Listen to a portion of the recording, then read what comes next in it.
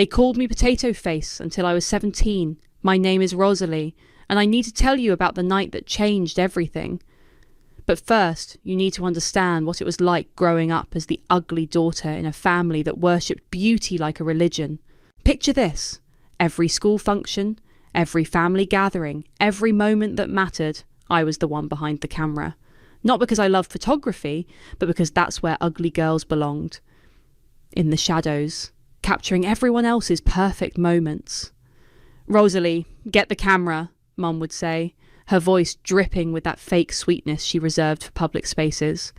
"You're so good at getting everyone's best angles." Translation: you don't have any good angles yourself, so make yourself useful. My sister Jordan never had to hold a camera. Jordan was everything I wasn't. Blonde where I was brunette, clear-skinned where I battled acne, confident where I mumbled. She floated through life like she was born for spotlights, and maybe she was. Mum certainly thought so. "Jordan's going to be a star someday," Mum would tell anyone who'd listen. "She has that special something, you know, that glow." And me? I was reliable. Like a potato. The worst part wasn't the nickname itself. Kids are cruel, whatever. The worst part was that my own mother started using it. Not to my face, of course. She was too smart for that, but I heard her on the phone with her sister one afternoon when I was 15. "Oh, Jordan's trying out for the lead in the school play. She's a natural performer, just lights up the stage. Rosalie's helping with costumes, I think. She's more of a behind-the-scenes type. You know how it is. Some girls are roses, some are, well, potatoes. Both necessary, but only one gets the bouquet." I stood in the hallway holding a basket of laundry, feeling something cold and sharp settle in my chest. That's when I started planning my escape, though I didn't know it yet. Senior year brought prom season, and with it, the final humiliation that would set everything in motion. "Mum, I think I want to go to prom," I said one evening over dinner. The words felt foreign in my mouth, like speaking a language I'd never learned. Jordan looked up from her salad, eyebrows raised. "Really? Did someone ask you?" "I thought maybe I could go with friends." "Honey," Mum interrupted, setting down her fork with that gentle tone that always preceded devastation. "Prom is expensive. The dress, the hair, the makeup. It's a lot of investment for one night. I have money saved from my job at the bookstore." "It's not about the money, sweetheart." Mum's smile was patient, practiced. "It's about, well, prom is really for girls who are going to shine, you know. Girls like Jordan. You'd probably be more comfortable helping her get ready. You're so good at that kind of thing." Jordan nodded enthusiastically. "Yes. Rosalie, you could do my makeup. You're actually really good at it when you try."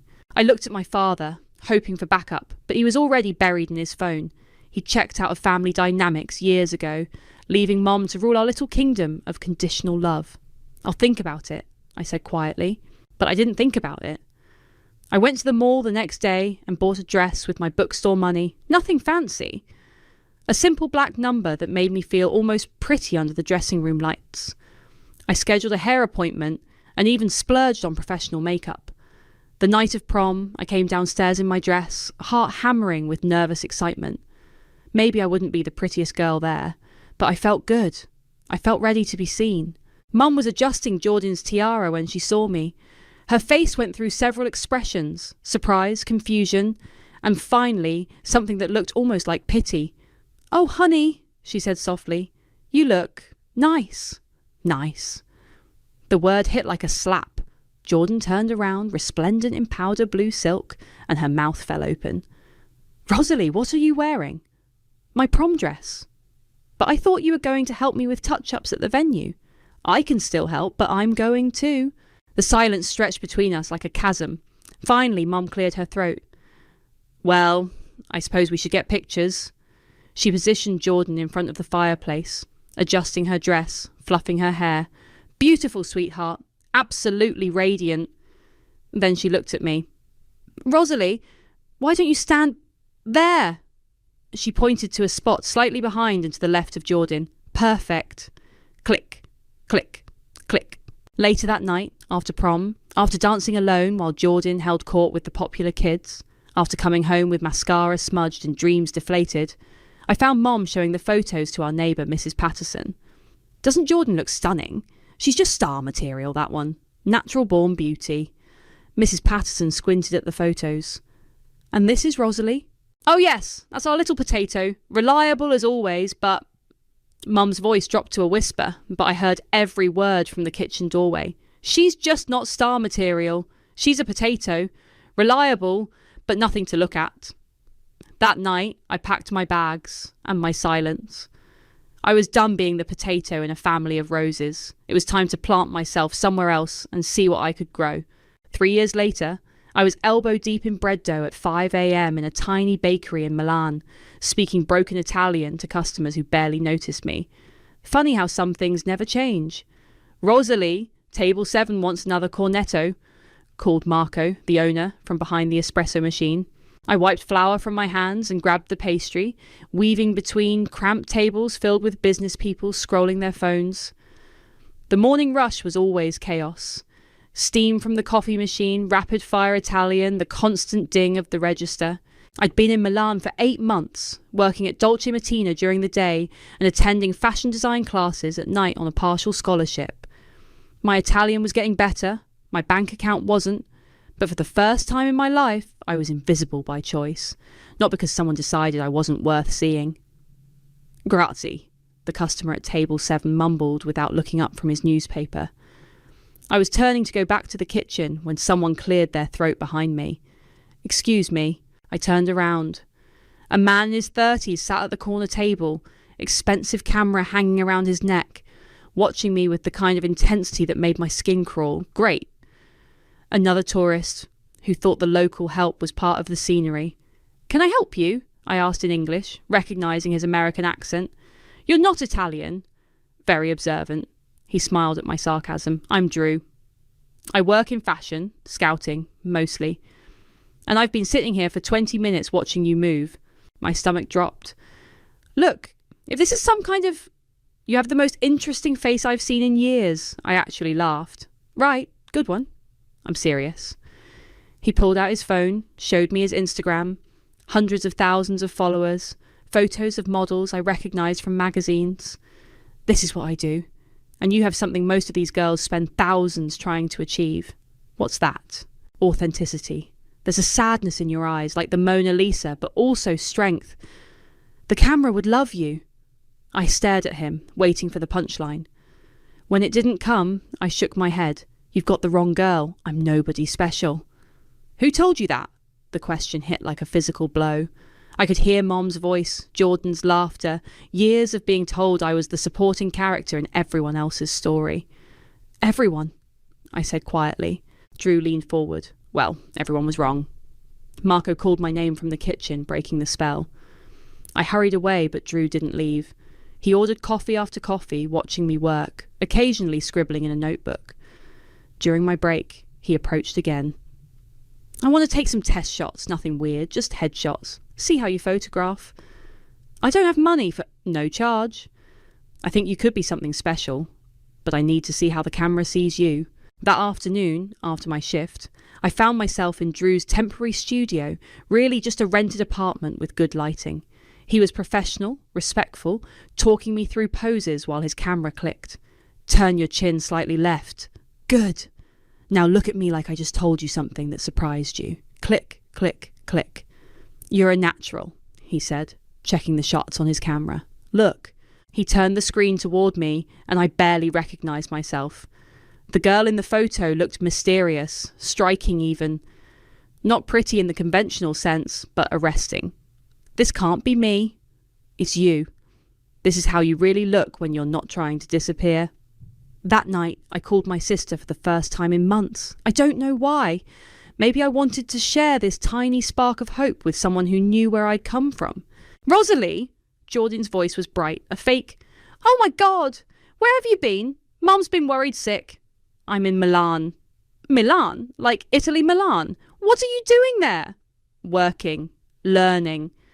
That's so random. Are you coming home soon? I'm getting married in the fall, and I really want you to be my maid of honour. Maid of honour? Translation.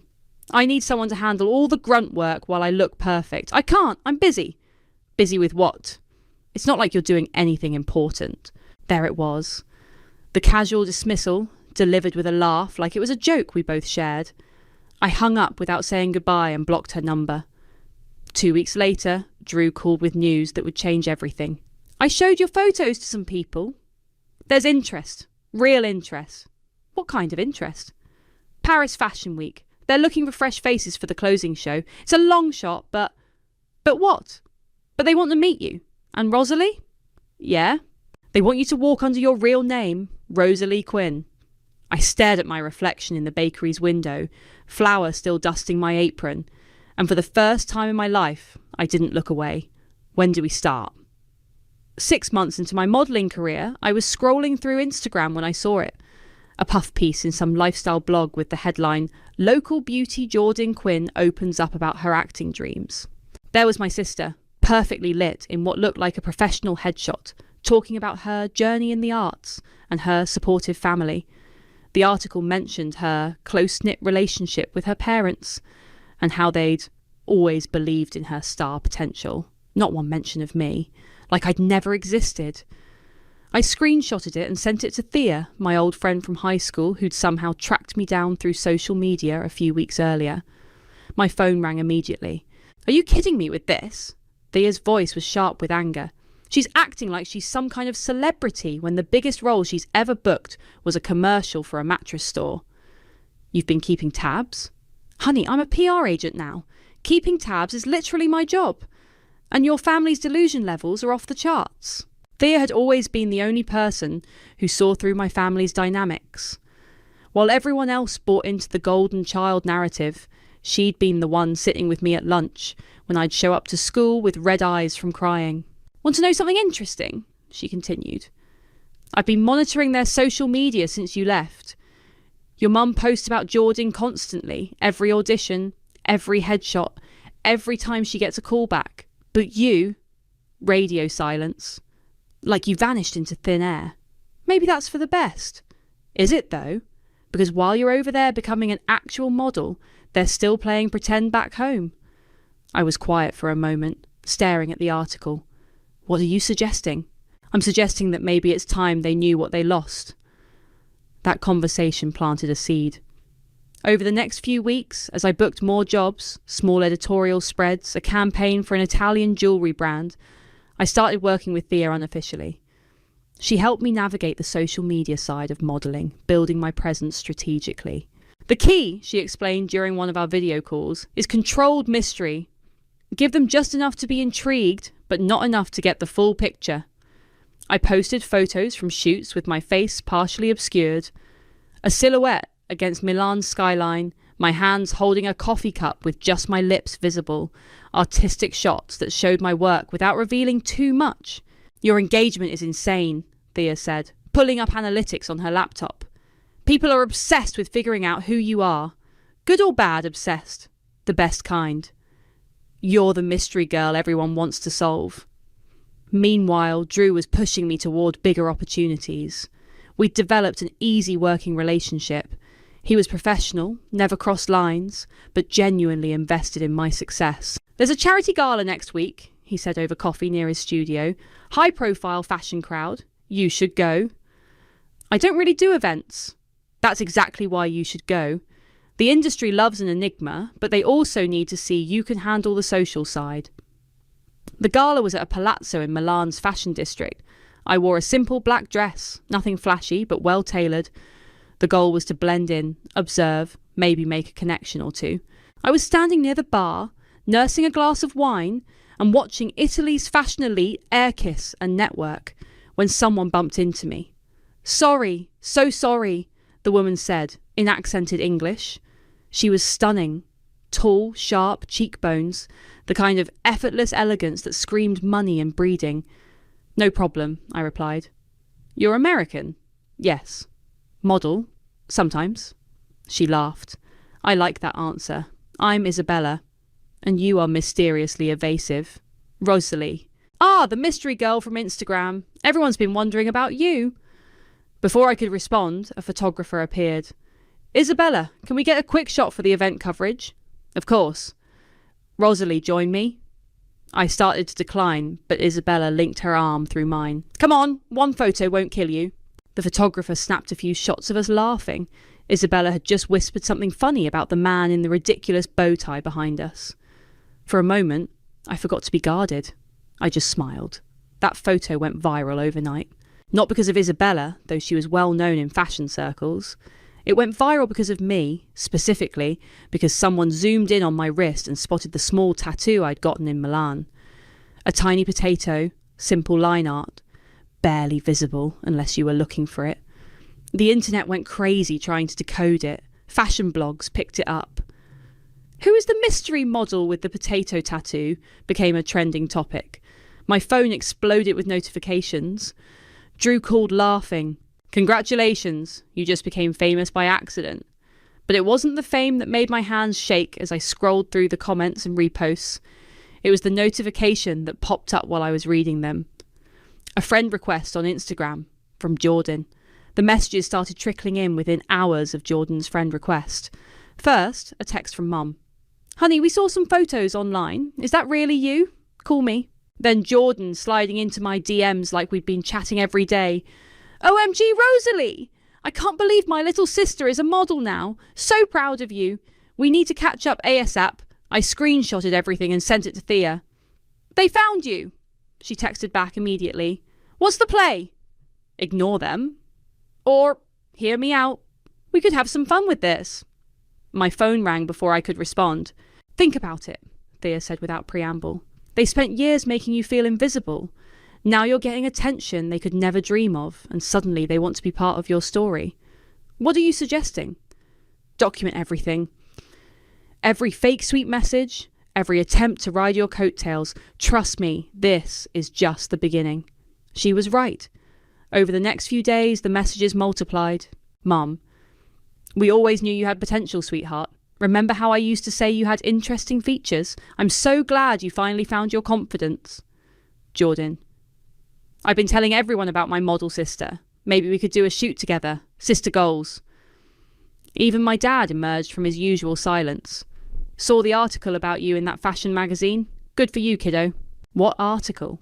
I googled myself and found it. A small piece in Vogue Italia about emerging faces to watch. They'd used the gala photo and mentioned my enigmatic presence and unconventional beauty. I was reading it when Drew called. We need to talk. Can you come to the studio? 20 minutes later, I was sitting across from him in his cluttered workspace, watching him pace. The Paris Fashion Week opportunity is real, he said, but there's a complication. What kind of complication? Someone's been digging into your background, asking questions about your family, your past. My stomach dropped. Who? I don't know yet. But whoever it is has connections. They've been reaching out to people back home, trying to get information about you. What kind of information? The kind that could be spun into a story. The ugly duckling narrative, family drama, whatever sells magazines. I thought about the messages from Mom and Jordan, their sudden interest in reconnecting. Do you think it's them? I don't know, but we need to be prepared. That evening, I was walking back to my apartment when my phone buzzed with a call from an unknown number. Hello? Rosalie? It's Isaac. Isaac Porter. I'm a designer working on the Paris show. I'd heard of him, young, talented, known for dramatic presentations that made headlines. How did you get this number? Drew gave it to me. We need to meet, tonight if possible. Why? Because someone's trying to sabotage your debut and I think I know who it is. An hour later, I was sitting in a wine bar near the Navigli, across from a man with sharp features and intense dark eyes. You're being played, Isaac said without preamble. The whole mysterious backstory angle. Someone's been feeding information to the press, but not the kind that makes you look good. What do you mean? I mean, there's a story being shopped around about the poor American girl with the tragic family situation who's using modelling as revenge against her beautiful sister. The words hit like ice water. That's not... I know it's not true. But truth doesn't matter if the story's compelling enough. Who would do that? Isaac leaned forward. Someone who benefits from you looking unstable or vindictive. Someone who wants you to fail. My phone buzzed. Another message from Jordan. I saw the Vogue piece. I'm so happy for you. Maybe I could visit Milan soon. I've always wanted to see Italy. We could make it a sister trip. I showed Isaac the message. He read it and shook his head. Classic. Plant the seed that you're estranged from your loving family, then swoop in publicly to reconcile right when you're getting attention. But how would she even know to do that? She doesn't have to be the mastermind. Someone could be coaching her, using her. I scrolled through the other messages, seeing them with new eyes. The timing, the language, the sudden shift from years of silence to overwhelming support. What do I do? Isaac smiled, and it wasn't entirely pleasant. You beat them at their own game. How? By controlling the narrative. You want to know something about me, Rosalie? I didn't get where I am by playing nice. I got here by being smarter than the people trying to tear me down. He pulled out his phone and showed me a photo, Jordan at some local event, looking slightly desperate in an ill-fitting dress. Your sister's been trying to book modelling gigs since your story broke. Posted this yesterday with the caption, "Following in my sister's footsteps." She has 12 likes. The contrast was stark. While I was being featured in actual fashion publications, Jordan was posing at what looked like a mall opening. The beautiful thing about revenge, Isaac continued, is that sometimes you don't have to do anything. Sometimes people destroy themselves trying to compete with you. My phone buzzed again. This time it was Mum. Jordan showed me her new headshots. You girls are both so beautiful. Maybe you could put in a good word for her with your contacts. I looked up at Isaac. When you said beat them at their own game, I meant give them exactly what they want. Let them think they're winning. And then? His smile widened. Then we show them what losing really looks like. The call came at 6 a.m, jarring me awake in my Milan apartment. Rosalie, we have a problem. Drew's voice was tight with stress. What kind of problem? Check your phone. Now. I fumbled for my laptop, still half asleep. The first headline made my blood freeze. Mystery models dark past. Family sources reveal years of troubling behaviour. The article was in a major fashion gossip blog, complete with quotes from anonymous family sources describing me as always jealous of her sister's success and desperate for attention since childhood. But the worst part was the photo. Me at 17, acne-scarred and awkward, cropped from one of those family pictures where I'd been pushed to the background. My phone was exploding with notifications. Missed calls from Drew, Isaac, even some numbers I didn't recognise. Who did this? I asked when Drew picked up. We're trying to figure that out. But Rosalie, there's more. More? Evelyn Hart wants to see you, today. She's the PR head for the fashion house running the Paris show. 2 hours later, I was sitting in a sterile conference room across from a woman who looked like she could cut glass with her cheekbones. Evelyn Hart was legendary in fashion, the kind of person who could make or break careers with a single phone call. Miss Quinn, she began, not looking up from her tablet, this is unfortunate. The article is full of lies. The truth is irrelevant. What matters is perception. She finally looked at me, her gaze cold and calculating. Right now, you're perceived as unstable, vindictive, using fashion as some kind of revenge fantasy against your family. That's not. I don't care what it is. I care about protecting our brand. The Paris show is the most important event of the season. We cannot have drama. My stomach sank. Are you dropping me? I'm considering it. The door opened and Isaac walked in, not bothering to knock. Evelyn, we need to talk. Isaac, this doesn't concern. It absolutely concerns me. She's wearing my design for the finale. You drop her, you drop my piece. Evelyn's expression didn't change, but I caught the slight tightening around her eyes. Your design can be worn by someone else. No, it can't. I designed it specifically for Rosalie, for her story, her look, her energy. You want to talk about brand protection? This girl is about to become the most talked about model in Europe. The question is whether we're part of that story or not. The article is desperate family members trying to cash in on her success. Anyone with half a brain can see that. Isaac pulled out his phone and showed Evelyn something. Look at her engagement numbers since the story broke. Look at the comments. People aren't buying the victim narrative. They're rallying around her. He was right. I'd been too panicked to really read the responses, but scrolling through them now, most were supportive. This sounds like jealous family drama. She's gorgeous and they're pressed about it. Classic ugly duckling revenge, and I'm here for it. Evelyn studied the phone, her expression unreadable. This could backfire spectacularly. Or it could be the most authentic moment fashion has seen in years, Isaac countered. Real story, real emotion, real transformation. Isn't that what everyone's hungry for? While they debated my fate, my phone buzzed with a notification Jordan had posted on TikTok. The video was a montage of photos, us as kids, family vacations, school events, set to emotional music. The caption read, "So proud of my baby sister for following her dreams. We've always been each other's biggest supporters." Xiaox, sister love, Ralph Lodge, proud. Sister, nah, family first. The comments were already pouring in. "Your sister is so beautiful. You must be so proud. Family goals." I showed Isaac the video. His jaw tightened. "She's trying to rewrite history in real time." "What do I do?" "You tell your story, the real one." That evening I posted a single photo on Instagram. It was a mirror selfie, my back to the camera, showing the tattoo on my neck that most people hadn't seen yet. Simple text across my shoulder blades, plain Jane. The caption was even simpler. "Some stories have two sides, some have truth." Within an hour, it had thousands of likes and hundreds of comments. People were dissecting every detail, trying to understand the meaning behind the tattoo, the timing of the post. My phone rang. Mum's number. "Rosalie, honey, what are you doing? That post? People are asking questions." "What kind of questions?" "About the tattoo? About what you mean by truth. Sweetheart, we're family. We should handle this privately." "Like we handled everything else privately." "I don't understand why you're being so hostile. We've always supported you." "Have you?" Silence stretched between us. Finally, Mom's voice came back, smaller now. "I think there's been some misunderstanding. Maybe we should all sit down and talk when you come home." "I'm not coming home." "But Jordan's wedding." "I'm busy that weekend." "Doing what?"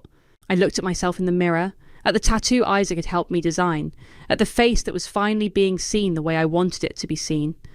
Walking in Paris Fashion Week. I hung up before she could respond. Isaac texted me an hour later. "Evelyn changed her mind. You're still in. But Rosalie?" "Yeah?" "Whatever you're planning for Paris, make it count. You won't get another chance like this."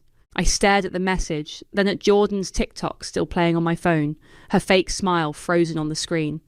"Don't worry," I typed back. "I will." The invitations arrived on cream-coloured cardstock with gold embossing. Very official, very exclusive. Ms. Meredith Quinn and Ms. Jordan Quinn are cordially invited to attend Paris Fashion Week as media assistant guests of Rosalie Quinn. I'd worked with Thea to craft the perfect wording. Formal enough to seem legitimate, specific enough to make them feel important, but with that little detail that would matter later. "Media assistant guests?" Thea had asked when we were designing them. "That's deliciously petty." "It's accurate. They'll be assisting with the media narrative." The responses came within hours. Mum called first, practically breathless with excitement. "Rosalie, honey, this is incredible. Paris Fashion Week. I can't believe our little girl is walking in Paris Fashion Week." "Our little girl?" "You know what I mean. I'm so proud of you. We both are." Jordan's text was even more effusive. "OMG Paris! This is like a dream come true. I can't wait to support you. Should I bring my portfolio just in case? You never know who might be there." I screenshotted everything and sent it to Isaac. "They took the bait," he texted back. "You sure about this?" "I'm sure." The next 2 weeks were a blur of fittings, rehearsals, and final preparations. Isaac's design was stunning. A flowing gown that looked deceptively simple from the front but revealed intricate cut-out details along the back and shoulders. Perfect for showcasing the full artwork I'd been working on. "The tattoo artist did incredible work," Isaac said during our final fitting, adjusting the dress's neckline. "When did you get the rest of it done?" I looked at myself in the mirror. The plain Jane text across my neck was just the beginning. Below it, in elegant script, were the words that had shaped my childhood. "Potato face." And underneath, in bold letters, "Watch me grow." Last week, I wanted to make sure it was healed in time. "And you're ready for them to see it?" I've been ready for years. The day before the show, Mum and Jordan arrived in Paris. I met them at their hotel. A nice place, but not luxury. I'd made sure of that. "Rosalie," Jordan rushed over in a cloud of expensive perfume and designer knockoffs. "You look amazing. Paris suits you." Mum was more reserved, studying my face like she was seeing me for the first time. You look different. I look like myself. Of course, honey, you look beautiful. You always have. Maybe we didn't know how to bring it out of you. The rewriting of history was happening in real time, just like Isaac had predicted. So what's the plan for tomorrow? Jordan asked, settling into the hotel bar like she owned the place. Will we be sitting front row? I brought my best dress, and I've been practicing my poses in case photographers want shots of us together. You'll be in the media section. Good view of the runway. Media section? That's what your invitation said. Media assistant guests. Mum frowned. What does that mean exactly? It means you'll be part of the story. Don't worry, you'll understand tomorrow. That evening, I had dinner with Drew and Isaac at a quiet bistro near the venue. Last chance to back out, Drew said, cutting into his steak. Once you walk that runway tomorrow, there's no taking it back. Good. Isaac raised his wine glass. To Rosalie, who's about to give Paris Fashion Week something they'll never forget. What exactly are you planning? Drew asked. You've been secretive about the details. I pulled out my phone and showed them the presentation Isaac and I had been working on. The runway would have screens on either side, and as I walked, they'd display a carefully curated slideshow. Drew scrolled through the images. Childhood photos where I was cropped out or pushed to the background, screenshots of the cruel comments, the prom photo where I stood behind Jordan like a shadow. Jesus, Rosalie. The final image, Isaac added, will be a split screen, Rosalie then, and Rosalie now. And your family will be watching this. They'll be part of it. The cameras will catch their reactions. Their faces will be part of the story. Drew set down his phone. This isn't just modelling. This is performance art. It's justice, I corrected. The next morning, I woke up to a text from Jordan. So excited for today. I hope some of the other designers notice me. Maybe this could be my big break too. And one from Mum. We're so proud to be here supporting you, sweetheart. This is a dream come true for our whole family. I got dressed slowly, methodically. The dress fit perfectly. The tattoos were healed and bold against my skin. In the mirror, I looked like someone I'd always wanted to be. Strong, striking, unapologetic. My phone buzzed with a voice message from Mum. Honey, we just got to the venue and there are so many cameras. This is incredible. We can't wait to see you shine, baby girl. We love you so much. I saved the message. Evidence of how quickly love could appear when there were cameras around. Isaac knocked on my dressing room door. It's time. How do I look? He smiled, and for the first time since I'd known him, it was completely genuine. Like someone who's about to change everything. I could hear the music starting, the crowd settling into their seats. Somewhere out there, Mum and Jordan were probably adjusting their hair and practicing their proud family member expressions. They had no idea what was coming. Let's go give them a show, I said. The music pulsed through the venue like a heartbeat. Backstage was controlled chaos. Models touching up makeup, designers making last-minute adjustments, assistants running around with clipboards and headsets. 5 minutes to finale, someone called out. I stood in the wings, watching the other models complete their walks. The audience was electric. Fashion editors, celebrities, buyers, all the people who decided what beauty meant in the world. You ready? Isaac appeared beside me, adjusting the final details of the dress. I've been ready for 7 years. Through a gap in the curtain, I could see the media section. Mum and Jordan sat in the third row, phones out, recording everything. Jordan kept checking her hair and her phone camera between shots. They look excited, Isaac observed. They should be. They're about to be famous. The model before me finished her walk and swept past us backstage. The music shifted, becoming deeper, more dramatic. This was it. Ladies and gentlemen, the announcer's voice boomed over the sound system, presenting our finale piece, Metamorphosis, worn by Rosalie Quinn. I stepped onto the runway. The lights were blinding at first, but I'd trained for this. 1 foot in front of the other, shoulders back, chin up. The dress flowed behind me like liquid silk, and I could feel the cutouts exposing my back, my shoulders, the artwork I'd carved into my skin. Cameras flashed like lightning. The audience was silent, mesmerised. Halfway down the runway, the screens on either side flickered to life. The first image appeared. Me at age 8, standing behind Jordan at a school play, barely visible in the background, while she took centre stage in a sparkly costume. Murmurs rippled through the crowd. I kept walking, my pace steady, deliberate. The next image flashed, me at 13, holding a camera at Jordan's birthday party while she posed with friends. I was cropped almost entirely out of the frame.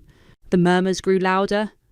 In the media section, I could see Mom's face changing, confusion replacing her proud smile. Another step, another photo. Me at 15, standing awkwardly to the side while Jordan got fitted for homecoming dress. The shop assistant was literally turning away from me to focus on my sister. "Oh my God!" someone in the front row whispered. I reached the end of the runway and paused, turning slowly so the cameras could capture every angle. The dress was designed for this moment. As I turned, the back opened fully, revealing the complete tattoo. "Potato face," in bold letters across my shoulder blades. "Watch me grow," underneath in elegant script. The crowd gasped. Cameras went crazy, flashing so rapidly it looked like a strobe light. On the screens, more images appeared in rapid succession. The prom photo where I stood behind Jordan like a shadow. Screenshots of family social media posts where I was tagged but never featured. The cruel nicknames written out in stark text. I began walking back, and the final image appeared on the screens. It was a split screen. On the left, me at 17, acne-scarred and miserable, holding a camera at yet another family event. On the right, me now, walking this runway, owning this moment. The caption appeared below, "They never saw me coming." The audience erupted. Not just polite Fashion Week applause, but genuine shock and awe. People were standing, phones out, capturing every second. I reached the end of the runway and stopped, facing the crowd. For a moment, I let my gaze sweep across the entire venue. Fashion editors were frantically typing on their phones. Celebrities looked stunned. The energy in the room was electric, dangerous. Then I found them. Mum and Jordan sat frozen in their seats. Mum's face was white, her mouth slightly open. Jordan looked like she'd been slapped, her phone hanging limply in her hand. Our eyes met across the crowded venue. I didn't smile. I didn't wave. I just looked at them with the same steady gaze I'd perfected over years of being invisible. Then I turned and walked off the runway. Backstage was pandemonium. Isaac grabbed me the moment I stepped off. "That was incredible! The whole place is going insane." Drew appeared, grinning widely. "Rosalie, I've never seen anything like it. The phones, the cameras, everyone's posting about it. How did it look from out there?" "Like justice," he said simply. My phone was already exploding with notifications, but I ignored them. There would be time for the aftermath later. "Miss Quinn?" A young assistant approached nervously. "There are some people here to see you. They say they're your family." Through the backstage chaos, I could see them, Mum and Jordan, looking small and out of place among the fashion industry professionals. Mum's carefully applied makeup was smudged, and Jordan's confident posture had crumbled. "Tell them I'm busy," I said, "but they're quite insistent." "Tell them," I repeated, louder this time, "that I'm busy." Isaac squeezed my shoulder. "You did it." "We did it." My phone buzzed with a voice message, Mum's number. I almost deleted it, but something made me listen. Her voice was shaky, desperate. "Rosalie, honey, please, we need to talk. I know how this looks, but you have to understand. We were only trying to protect you. We thought if we didn't build up your hopes, you wouldn't get hurt when things didn't work out. We were wrong, but we were trying to protect you." I saved the message and put my phone away. Protection. That's what they were calling it now. The music was still playing, the show continuing, but my part was done. I had finally been seen. The headlines started appearing before I even left the venue. Fashion Week shocker. Model exposes family abuse in stunning runway reveal. The potato face that launched 1,000 conversations. Rosalie Quinn's revenge. When high fashion meets raw truth. Drew found me in my dressing room, scrolling through the coverage on my phone. "You need to see this," he said, showing me his screen. "It's everywhere. CNN, BBC, even the morning shows back home are picking it up." The video of my walk had already been viewed millions of times. Comments poured in from people sharing their own stories of being the overlooked sibling, the family scapegoat, the one told they weren't good enough. "This is so much bigger than fashion," I said, reading through them. That was the point, wasn't it? My phone rang. Thea's name flashed on the screen. "Holy shit, Rosalie! Do you know what you just did?" I walked a runway. "You just became the most famous model in the world. My phone hasn't stopped ringing. Interview requests, brand deals, documentary offers. Everyone wants to talk to you." "What about them?" "Your family?" "Oh, honey, Jordan's Instagram is getting destroyed. People are posting screenshots of her old posts about you, calling her out for the fake sister act. And your mom..." Thea paused. "Someone found her Facebook posts from when you left. The ones where she told people you were going through a phase and would come crawling back when reality hit." I wasn't surprised, but hearing it confirmed still stung. "There's more," Thea continued. "Jordan lost her mattress commercial. The company said they don't want to be associated with family abuse. And that wedding she was planning? Apparently, her fiancé is having second thoughts about marrying into that kind of family. I never wanted to destroy her life." "You didn't destroy anything, Rosalie. You just turned on the lights." That evening, I walked alone through Paris, needing space to process everything. The city was beautiful at night, all golden lights and ancient stones. I found myself at a small cafe near the Seine, ordering coffee and watching people pass by. Most of them didn't recognise me. The dramatic runway makeup was gone, replaced by my natural face. I was just another girl in Paris, except for the tattoo peeking out from my collar. My phone buzzed. A text from an unknown number. "Hi, Rosalie. This is your dad. I know we haven't talked in years, and I know I failed you. I should have protected you from what was happening in our house. I was a coward, and I'm sorry. I saw what you did today, and I want you to know. I'm proud of you. I always was, even when I was too weak to say it. I found something I think you should have." The next message was a photo. It was old, faded at the edges. Me as a little girl, maybe 6 years old, holding a toy camera and grinning at whoever was taking the picture. On the back, in my father's handwriting, "She sees the world they can't." I stared at the photo for a long time, remembering that little girl who just wanted to be seen, to matter, to be enough. My phone rang, Isaac's name. "Where are you? We're celebrating at Le Maurice. The whole fashion world is here, and they all want to meet you." "I'm not really in a party mood." "Rosalie, you just changed the entire conversation about beauty, family, authenticity. Do you understand what you've accomplished?" I looked around the cafe, at the ordinary people living their ordinary lives, and realised something had shifted inside me. The anger that had driven me for so long was still there, but it felt different now. Cleaner, like it had served its purpose. "I'll be there in an hour." The party was everything Isaac had promised. Champagne, influential people, congratulations from designers whose names I'd only read in magazines. But the moment that mattered most came when a young girl, maybe 16, approached me nervously. "Excuse me, are you Rosalie?" "Yes." "I just wanted to say thank you. I'm the ugly sister too, and seeing what you did tonight, it made me feel like maybe I'm not as invisible as I thought." She walked away before I could respond, but she didn't need to stay. She'd already given me everything I needed to hear. Drew appeared beside me with 2 glasses of champagne. "So, what's next for the girl who broke the internet?" I thought about the offers Thea had mentioned, the opportunities that would come from this moment.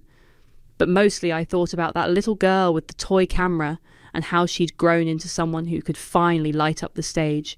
"I think," I said, raising my glass, "I'm just getting started." The cameras flashed around us, but for once I wasn't trying to disappear from the frame. Turns out being the one in the shadows makes you really good at lighting the stage.